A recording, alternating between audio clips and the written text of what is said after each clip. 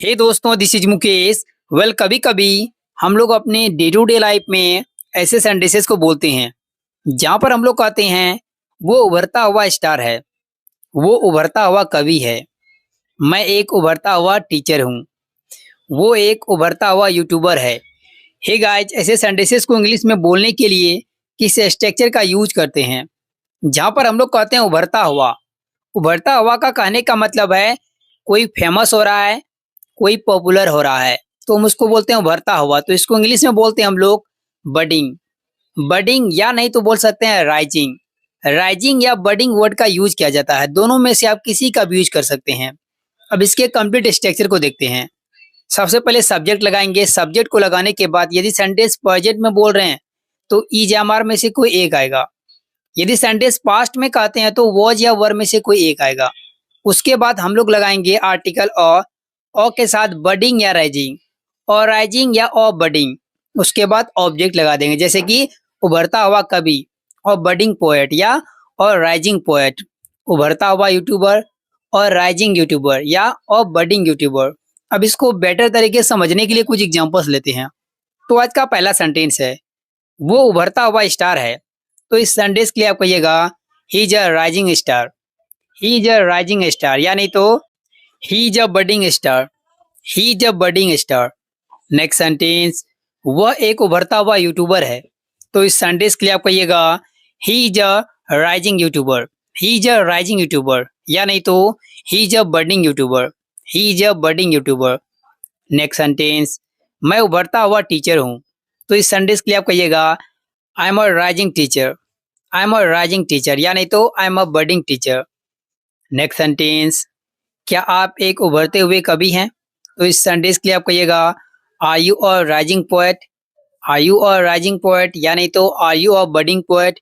अगर sentence past में बोलना हो, जैसे कि टाइगर श्रॉफ एक उभरता हुआ सितारा था।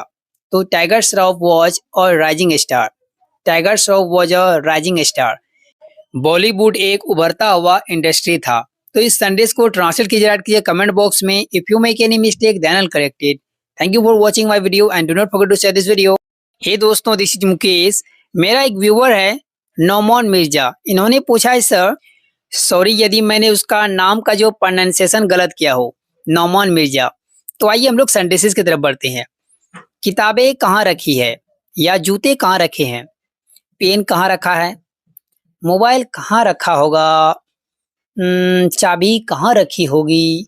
तो ऐसे सेंटेंसेस को इंग्लिश में बनाने के लिए किस स्ट्रक्चर का यूज किया जाता है? बड़ा ही इंटरेस्टिंग स्ट्रक्चर है। आप डे टू डे लाइफ में इसका यूज काफी ज्यादा करते हैं। Thanks for asking this question. तो मैं अपने सारे व्यूवर को बता दूं, देखिए स्पोकन इंग्लिश में क्या होता है, हम लोग सिंपल तरीके से इंग्लिश बोलते हैं उसके मीनिंग को समझ के। अगर हम लोग ग्रामर में ज्यादा जाते हैं तो हम लोगों को ज्यादा डिफिकल्ट होता है इंग्लिश से हिंदी ट्रांसलेट करने में। तो मैं आपको दोनों तरीका बता देता हूँ। पहले ग्रामर के अनुसार जो हिंदी है उसको इंग्लिश में कैसे बोला जाएगा। पहला स्ट्रक्चर देखिए, किताब कहाँ रखी है या जूते कहाँ रखे हैं। इसके लिए सबसे पहले लगाइए वेयर। वेयर को लगाने के बाद आपको लगाना पड़ेगा हैज हैव। हैज हैव को लगाने के बाद अकॉर्डिंग टू सब्जेक्ट, अगर प्लूरल रहेगा तो हैव आएगा, सिंगुलर रहेगा तो हैज आएगा। उसके बाद हम लोग लगाएंगे द के साथ सामान।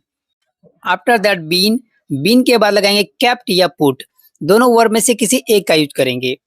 अगर इसी सेंटेंस को हम लोग आसान भाषा में बोले तो इस सेंटेंस को हम लोग कहते कब है? किताबें कहाँ रखी है, जूते कहाँ रखे हैं। कहने का मतलब है जूते कहाँ है, मुझे मिल नहीं रहे हैं, किताबें कहाँ है।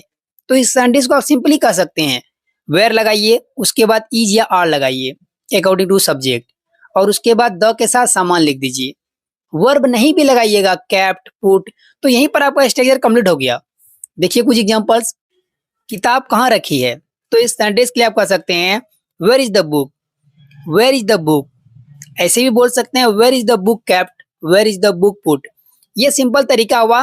पुट कैप्ट नहीं लगाते हैं, सिंपल बोल देते हैं वेयर इज द बुक। किताबें कहाँ है या किताबें कहाँ रखी है। अगर आप उस तरीके से बनाना चाहते हैं तो where has the book been kept, where has the book been kept.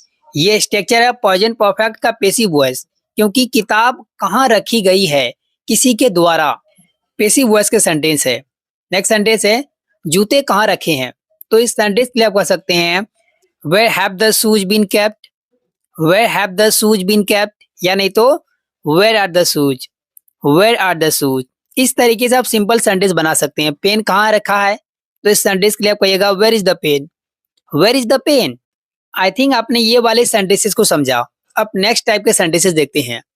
चाबी कहाँ रखे होंगे, मोबाइल कहाँ रखा होगा, किसी ने रखा होगा। ये भी पैसिव वॉइस का सेंटेंस है, सब्जेक्ट नहीं है, रखने वाला नहीं है, ये पैसिव वॉइस का सेंटेंस।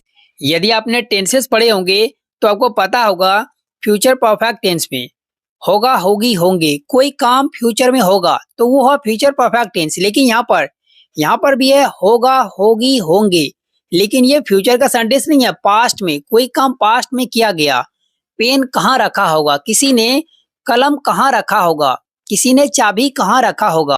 तो जब भी आपके सामने कोई सेंटेंस आए जिसमें लास्ट में रहेगा होगा, होगी, होंगे, कोई काम हुआ होगा, हुई होगी, हुई होंगे, लेकिन पास्ट में, तो वहां पर आप वुड हैव बीन का यूज कीजिएगा। कैसे?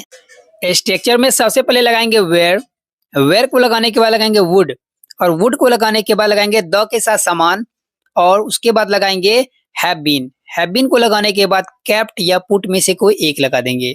अब यहाँ पर भी देखिए दिमाग लगाने वाली बात है। सपोज दैट आप अपने दोस्तों के साथ रूम में बैठे हुए हैं, अरे यार उसने चाबी कहाँ रखे होंगे या चाबी कहाँ रखे होंगे, तो कहाँ रखे होंगे या कहने का मतलब अभी प्रेजेंट का सिचुएशन क्या है, हम लोग चाबी ढूंढ रहे हैं और हम लोग को पता नहीं चाबी कहाँ है, तो सेंस वही दे रहा है कि चाबी कहाँ है। तो इस सेंटेंस को वैसे बोल सकते हैं where are the keys, where are the keys. तो एक बात मैं आपको फिर बता दूं, इंग्लिश सिचुएशन के हिसाब से और मीनिंग के हिसाब से बोले जाते हैं, ना कि सेंटेंसेस के हिसाब से। ऐसे बोल सकते हैं, या नहीं तो आपके पास स्ट्रक्चर तो है ही, तो इस सेंटेंस के लिए आप बोल सकते हैं where would the keys have been kept, where would the keys have been kept, यानी तो पुट। नेक्स्ट सेंटेंस है मोबाइल कहाँ रखा होगा। इस सेंटेंस को और एक सेंटेंस इसके साथ, दोनों सेंटेंस को ट्रांसलेट कीजिए, ऐड कीजिए कमेंट बॉक्स में। आपको जैसे आसान लगे उस तरीके से आप इंग्लिश बोल सकते हैं। यदि आप कोई गलती कीजिएगा तो मैं आपको करेक्ट करके बता दूंगा। दोस्तों वीडियो कैसी लगी, अच्छी लगी तो लाइक कर दीजिए, मेरे चैनल को सब्सक्राइब कर ले और बेल आइकन को भी हिट कर ले, ताकि मेरा रोज आने वाली वीडियो की नोटिफिकेशन बिल्कुल टाइम पे मिलती रहे। यदि फिर भी कोई डाउट्स है तो प्लीज राइट कीजिए कमेंट बॉक्स में। नेक्स्ट वीडियो में आपके डाउट्स को जरूर क्लियर करूंगा।